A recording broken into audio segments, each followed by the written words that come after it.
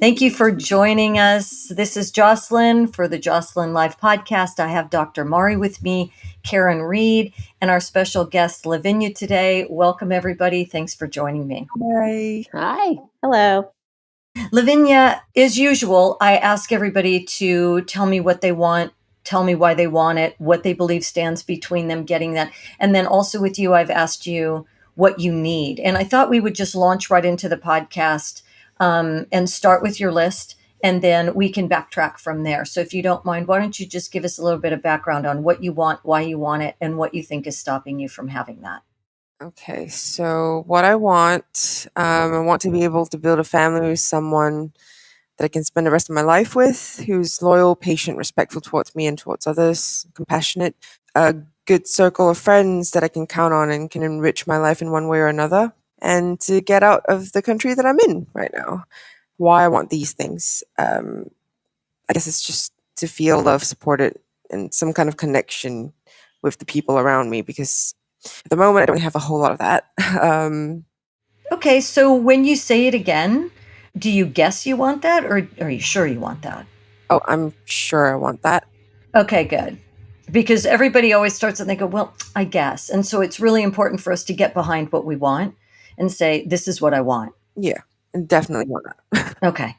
So you don't feel like you have a support team behind you, and what you're looking to build is that for yourself through family, a solid circle of friends, somebody that has your back, and also you have their back, right? Yeah, Okay, tell us what you think stands between you and having what you want. me. Definitely me. I think I might have already told you that's the answer. Okay, so then let's move to tell us what you need. The same thing I want, to feel loved and supported, and to love in return, to feel connection with the people around me, because I don't feel that. I haven't felt that in a long time, especially especially ever since I've lost my parents. The only two people that I knew I could definitely count on, despite all the craziness that came with it. I hear it's very balanced, and I want to tell you, I think that's really great that what you want and what you need are very balanced. I think that they're in alignment with each other. Tell us a little bit more about the relationship with your parents and when you lost them. So I lost my dad when I was 21 and my mom when I was 27. And I know you were in a really tumultuous relationship for a certain amount of time, and you've just recently ended that relationship, and there's a no contact rule in place right now for you. And I know that you're working really diligently, really hard to really pay attention to what's going on inside of yourself, what your self talk is, what your actions are, the things that you're thinking about yourself, the things that you're thinking about other people, society, the country you live in, the work that you do. And the reason that I wanted you to come on the podcast is I felt that you were really, really, really ripe for this, and you're really open and working hard. And so I do know a little bit of your history because I've been reading for you for a couple of years. I do know that when your dad died, that was your rock. And you said, when my dad died, I felt like I lost my world because he was like my rock. And your mother basically checked out on you. You said when your dad died, yet you felt that you had the responsibility to take care of her. And so you weren't able to live your life for about 6 years. Is that right? Pretty much. And then that led to a lot of not so good things. Like when I had to take care of my mom and I had to take on that responsibility, it led to me finding reprieve in alcohol and staying out as much as I can, being as far away from her whenever I can, just even for a few hours, just to get my head in check. Yeah. When you would check out on your mom, right, in your life through alcohol, I also know that it started to create a bit of a depression, which alcohol can do. And then you were in a relationship for how many years with your ex-boyfriend? Uh, well, we were officially together for 2.5 years, but we've been doing this back and forth thing for 5. Okay. And there were moments in this relationship where it also escalated, and there were times when it could become violent too. Yeah, Okay. when he came to visit me. Okay. So Do all any of these mirror your childhood or mirror um, these activities that you had going on? Do they mirror other relationships that you can recall? You mean what happened with my ex, or Yeah, the volatility with your ex, you turning to drinking, those type of behaviors. the drinking thing was sort of like, I don't even know where that one came from. Really, it's just kind of like It was a rebellious thing when you were 18 and you're allowed to drink alcohol, and you start drinking alcohol, and you think you could, you know, handle yourself, which is kind of what my dad used to do. Lavinia, who is the violent one in your family? My mom, I'd say. Okay. I think that's what Dr. Maury was actually picking up. So go ahead, Dr. Maury.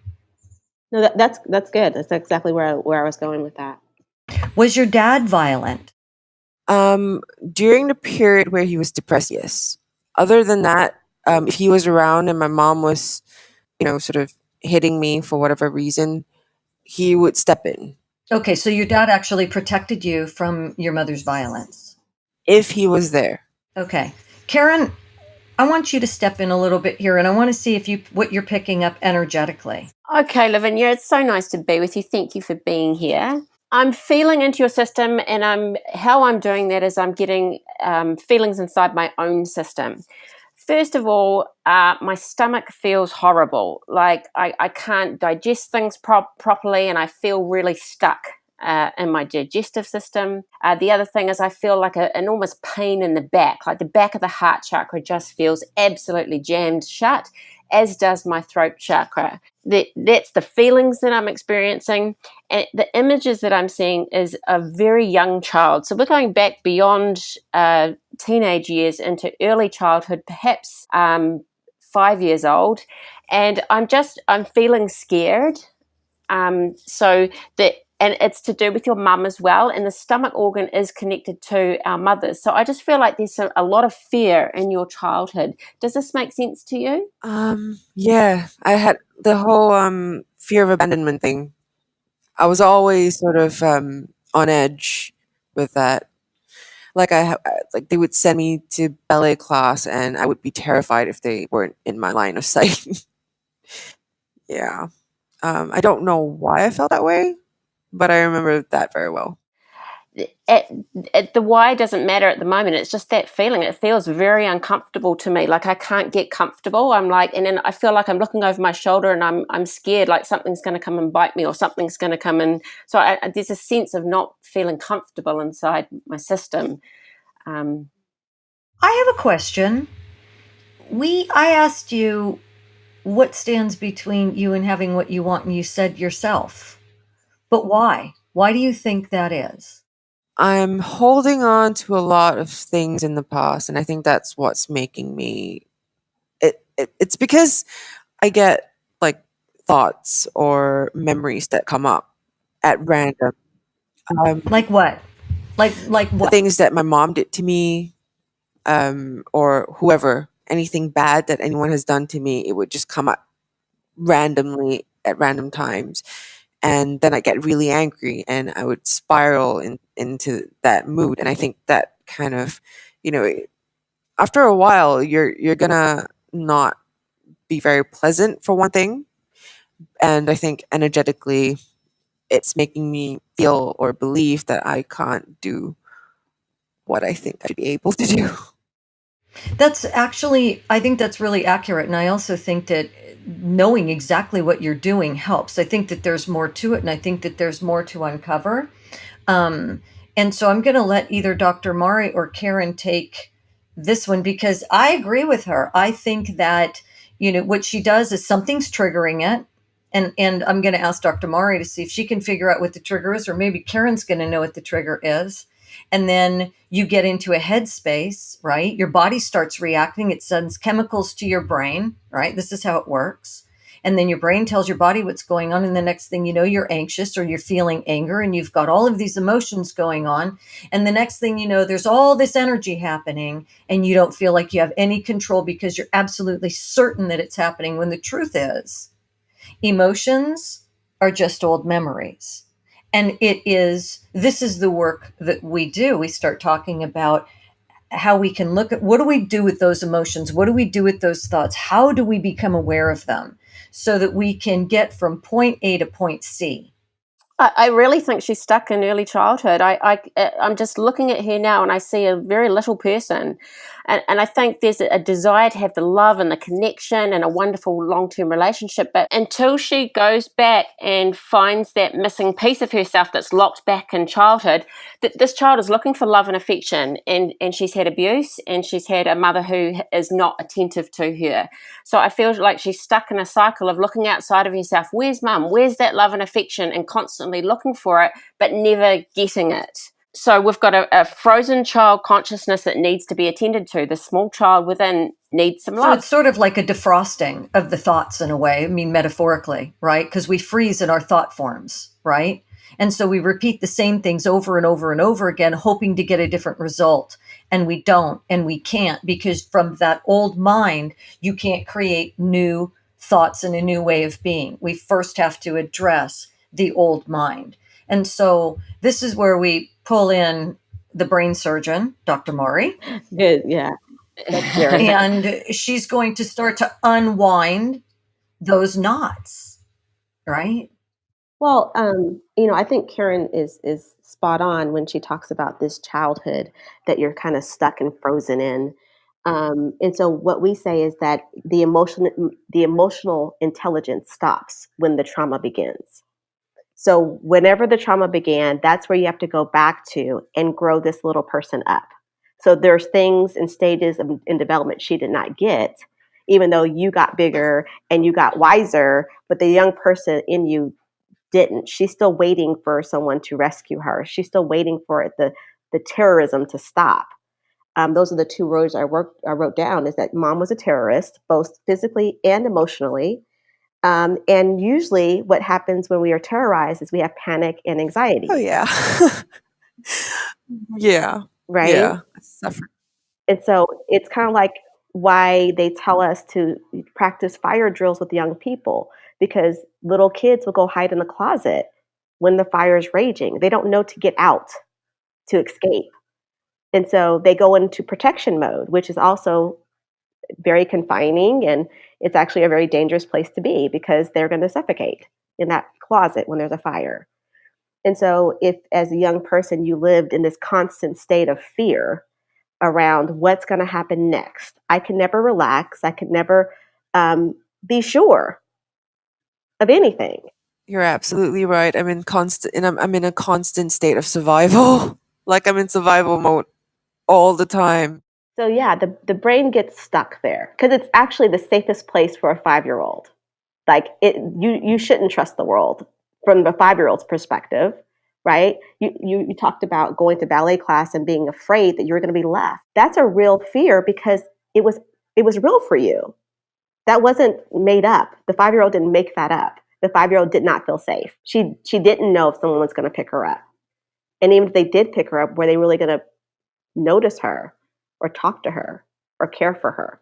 And so it is. You have to dial back. And for me, this is really therapeutic work, right? We can't fix it on a podcast for sure. But as you know that this is the issue, you can start loving on this little 5-year-old instead of beating her up and calling her stupid because she doesn't know how to get it right. Like why can't in your adult life you beat the 5-year-old up and you call her dumb and stupid and you want to jump off a bridge because she can't understand this. She can't get to a place of peace. How many times have you told me, Lavinia, that you've actually hit yourself? I've stopped counting. Okay, all right. And so that's so you actually have turned this back on yourself because you believed that there was something wrong with you, because even if your mother picked you up from ballet class, there was still a void, a vacancy. You weren't feeling the love. Your mother was in another place, right? And your dad was busy at work, and when he came home, he was your rescuer. Yeah, He was your safe space. pretty much. Yeah. But then Dr. Maury has also told me that one parent never gets off scot-free. So, Dr. Maury, if you have anything to say or speak to that, I'd like to hear what you say about that. Well, it's. I know that we all search for corrective experiences. We know internally when things are not right. We might not be able to put words to it. We might not be able to, truly rationalize why it's happening, but we know what it feels like and we know it's not right. And we seek to have these corrective experiences. That's what heals the young person is when she gets to have a corrective experience. Meaning that instead of being beat up in your adult life because she can't get it right, you understand. You love her. You assign the blame where it goes. And that's to mom and to dad. Both parents had a role in you not getting what you wanted and needed. And that doesn't make them bad people at all. They were probably just misguided and probably had their own traumas too. And so we get an understanding of why they did it, but we don't let them off the hook necessarily until we truly let ourselves heal. So, on that note, talking about healing, I mean, I know you're not familiar with Karen Reed Lavinia, but she, to me, is probably one of the best healers ever. And she worked under Barbara Brennan. And I think, through both Dr. Mari and Karen, and especially with Karen, I think that she can talk about some of the, or I don't know if what you would call it, Karen, a prescription, or but you can talk about some of the things that you would do energetically for self-healing, for self-nurturing. I think what we need here is a healing response for Lavinia. It's like she's an empty balloon that can never blow up, and internally we want to feel like we're a full balloon going out into the world, like we've got lots of energy, we can love people, we can receive, we can give. But with Lavinia, I feel like we need a healing response here, and Lavinia needs to learn how to fill herself up, because we've been running around looking for friends, looking for boyfriends to fill herself up, and it's not working. So, Lavinia, I would like to ask you, what kind of really lovely things do you do for yourself?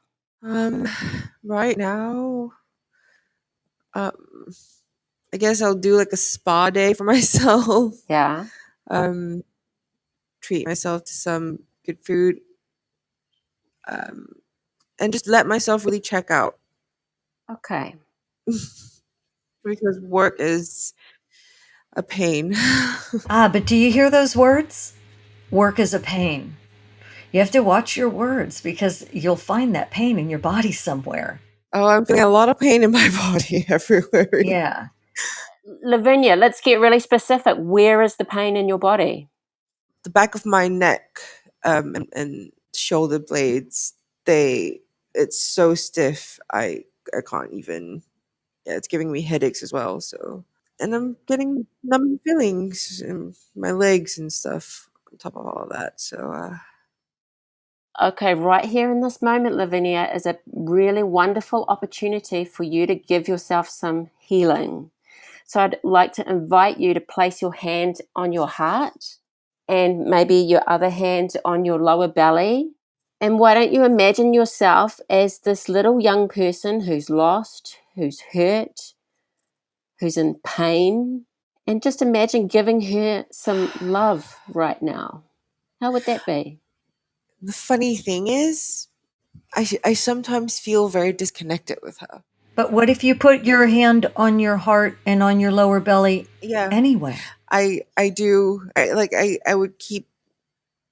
I know the kind of healing that you're talking about because I can't remember what therapy it was that I went to when I was in London once, and it sort of made me, you know, work with my inner child and everything, and I had to take her in with me somewhere, um, and I had, I guess, visions um, during that therapy.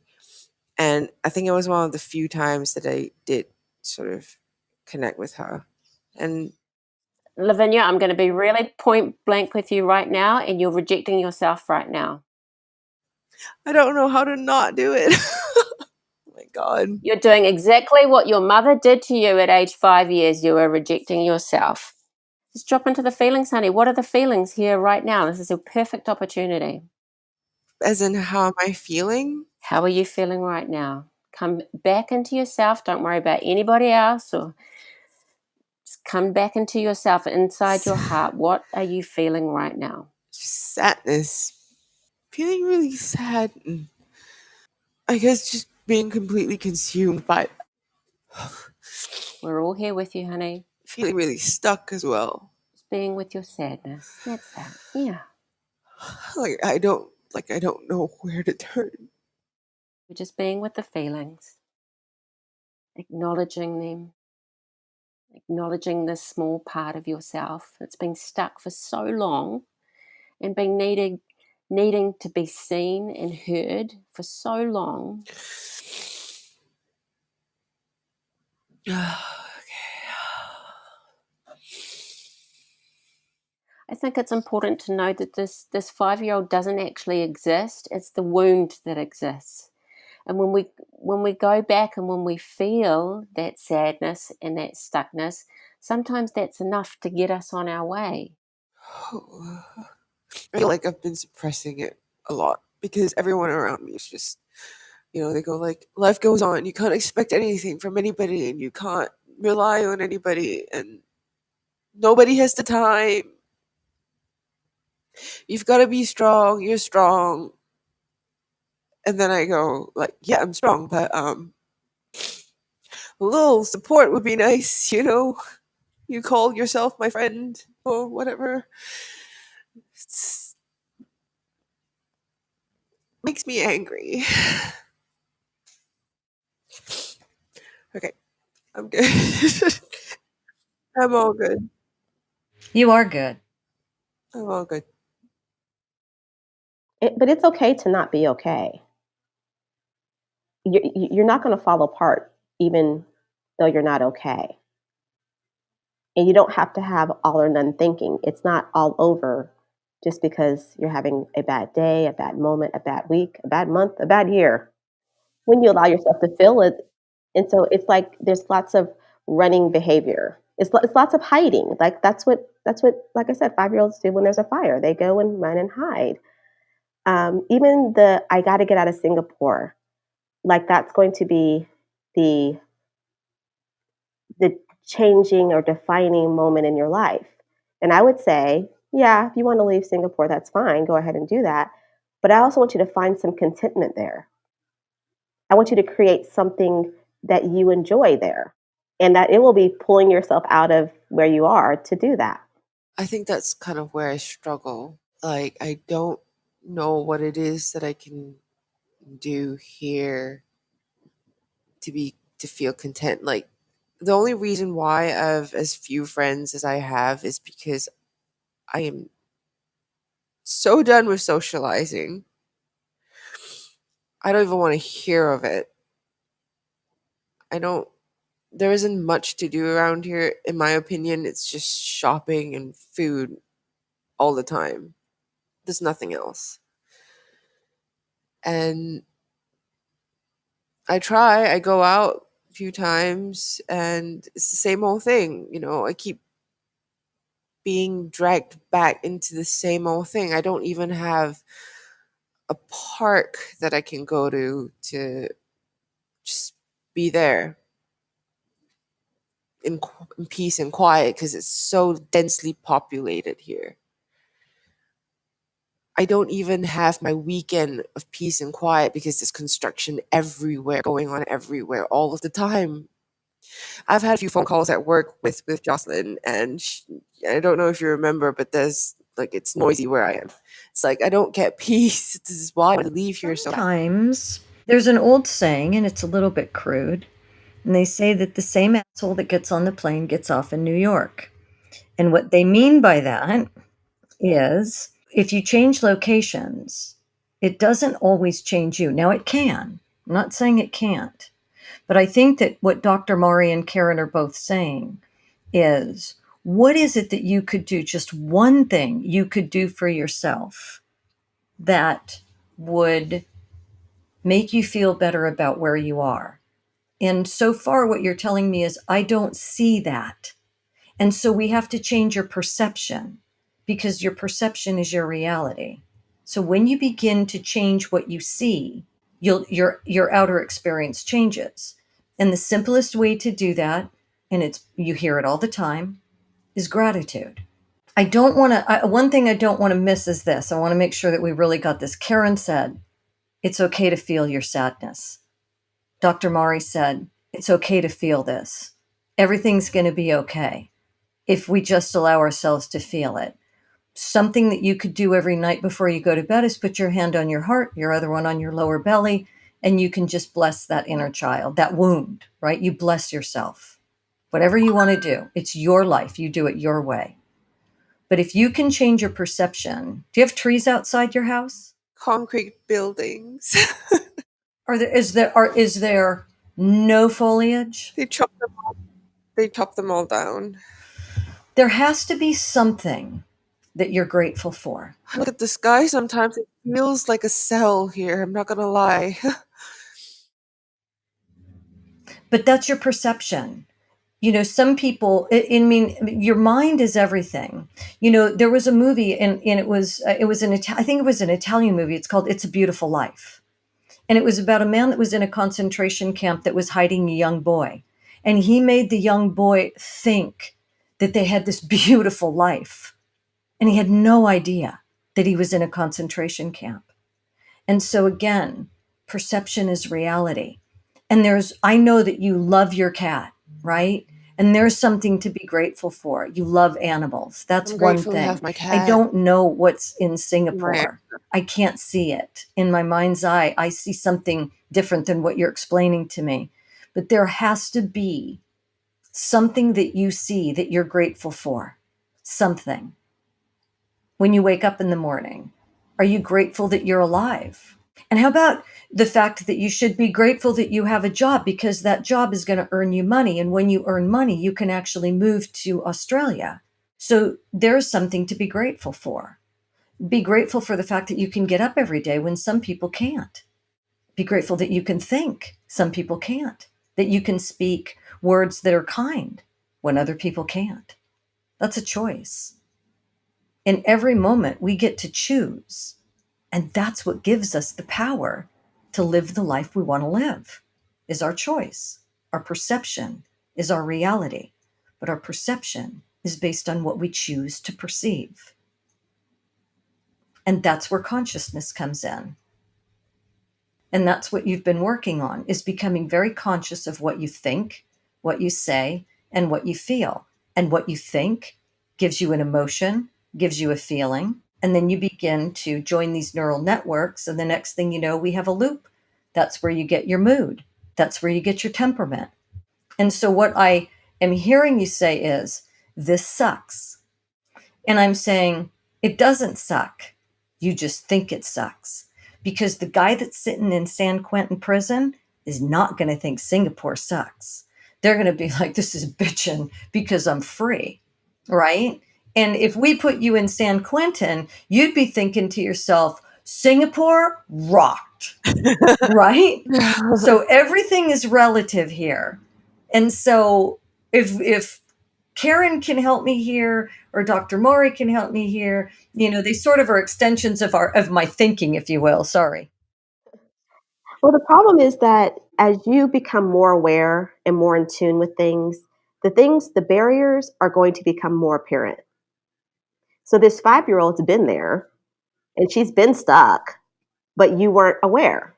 So you could go through life and travel and do all the fun things you've been able to do, right?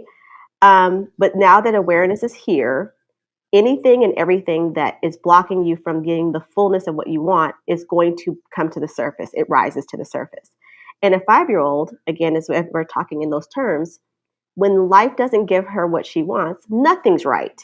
You can't make a 5-year-old happy when they're not happy.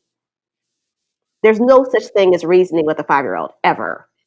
And that's what we're trying to do with you. We're trying to reason with you when you're in that position, right? And so it doesn't really work. So there's some cognitive activities that you can do to loosen or dislodge the 5-year-old thinking pattern, right? You still have healing to do, like Karen's doing with you, but a question I'd ask you as an adult is, if you could have this family with someone that you love, that's going to love and support you, and friends, and it had to be in Singapore, do you think you could figure out how to do that?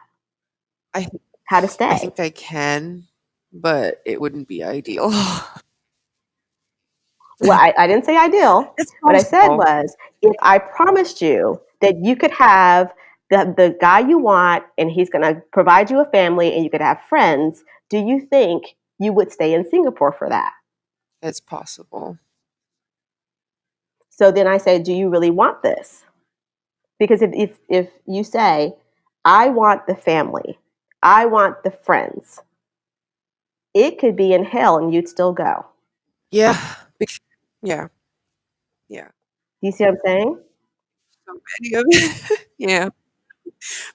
And so Singapore has some type of memory, some type of ties that you want to disconnect from. And I understand that. There's nothing wrong with that.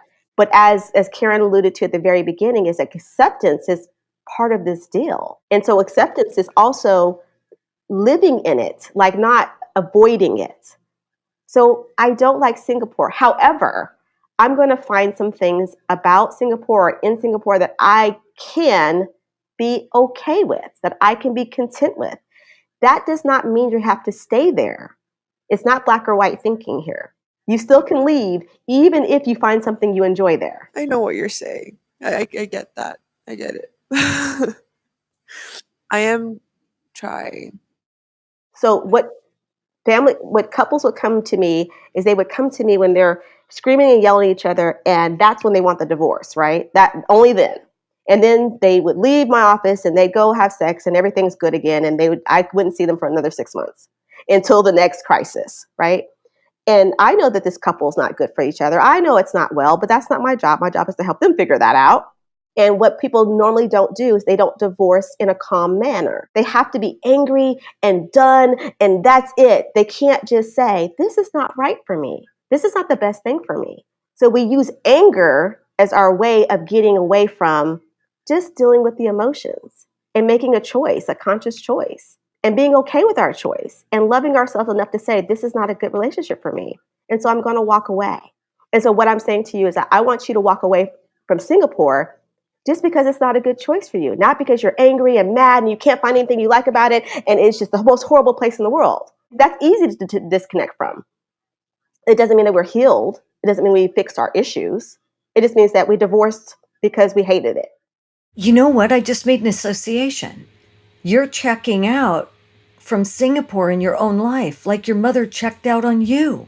It's what you know. You're repeating a pattern unknowingly. Huh.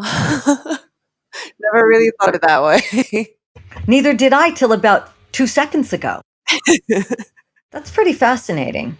Karen, do you have any? Yeah, I'd really like to recommend Lavinia a book to read, if that's okay. The book is called Nonviolent Communication.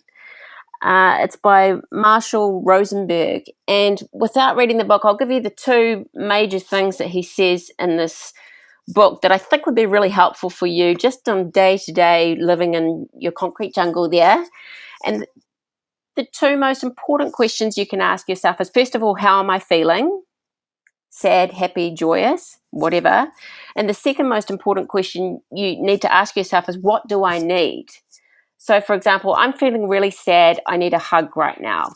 I'm feeling really angry. I need to punch a pillow. And then if you can start to learn what your feelings are and attend to your needs, then you've got a much better chance of being in a relationship where your needs are met because you already know how to meet them yourself. Does that make sense to you? It does. It's just, I think I need a lot of practice with it because I think I shut my feelings down so much and so often Of course. that my head and my heart kind of, they're not very connected sometimes, I feel. Exactly. So the piece of you touching your heart and your lower belly, like feeling yourself, is going to be super important. If you can't do that for yourself, no other man is going to do that for you. I think it's a mistake that a lot of females make in relationship. We expect the guy or the girl to know what our feelings are, know what our needs are, and attend to them without us saying anything. Like we think they're going to mind read us. So if you can start to go, okay, I'm feeling really sad, I need a hug, then when you're in a relationship, you know your need, and instead of getting really disappointed because your partner's not meeting that need, you can go, hey, babe, I'm feeling a bit sad. Would you mind giving me a hug? And I tell you, a partner will respond to that really well because you've been very clear with your communication. So we get out of a disappointment cycle then. And the other thing that's coming through, like guidance that's coming through, is you need to focus on your strengths, honey. You have all these amazing strengths. We've focused a lot on, some of the perhaps negative feelings, but it would be important for you to, as you're putting your hand on your heart and low belly, going, you know what, I'm like an amazing communicator, or I'm a really, what is one of your strengths? That question to me right now.